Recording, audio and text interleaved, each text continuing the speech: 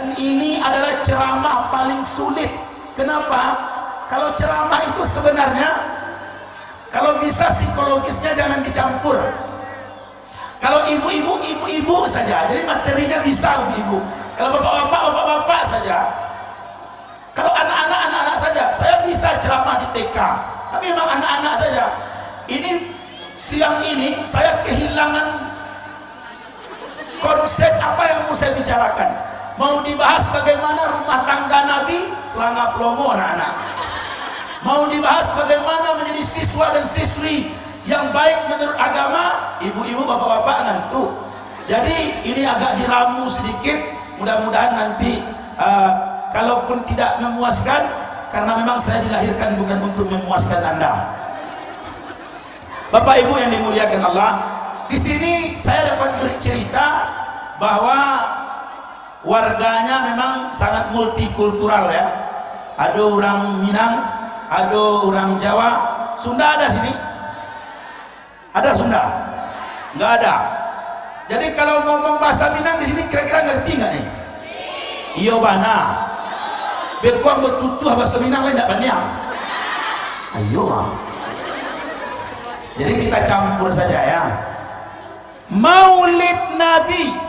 Jam berapa ini? Jam 11. Saya ceramah tak panjang-panjang. Kalau saya sudah bosan saya turun. Kalau enggak saya yang bosan, Bapak Ibu yang bosan. Saya kalau jamaah sudah bosan pun nampak tandanya.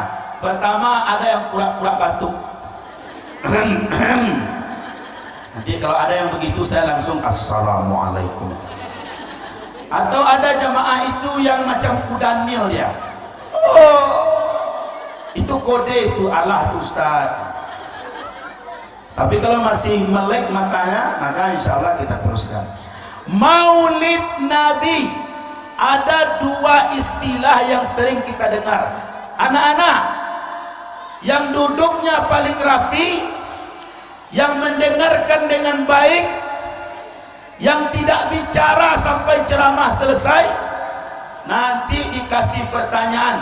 Kalau bisa menjawab ada hadiahnya. Duduk yang baik ngadep sini. Duduk yang baik ngadep sini. Nah, coba kita tes dulu. Takbir. Wih, enggak tentu takbir nih kalian dah. Allahu Akbar gitu. Takbir. Ulang. Takbir. Saya enggak dengar. Takbir. Enggak lah. Ada dua istilah yang sering kita dengar. Pertama maulud, yang kedua maulid. Betul? Yang mana yang betul Ustaz? Dua-duanya betul. Cuman maksudnya berbeda. Kalau maulud itu artinya sosok yang dilahirkan, orangnya. Kalau disebut apa acara maulud Nabi, berarti yang dibicarakan sosok yang lahir itu, yaitu Nabi itu sendiri. Kalau maulid itu waktu kelahiran. Jadi kalau apa acara maulid Nabi, berarti menceritakan sejarah dan waktu kelahirannya. Dua-duanya betul.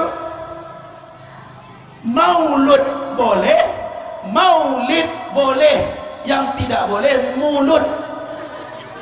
Ada orang ngomongnya begitu. Apa acara mulut Nabi? Mulut tukwa. Bukan mulut tapi maulud atau maulid. Kalau maulud orangnya, kalau maulid,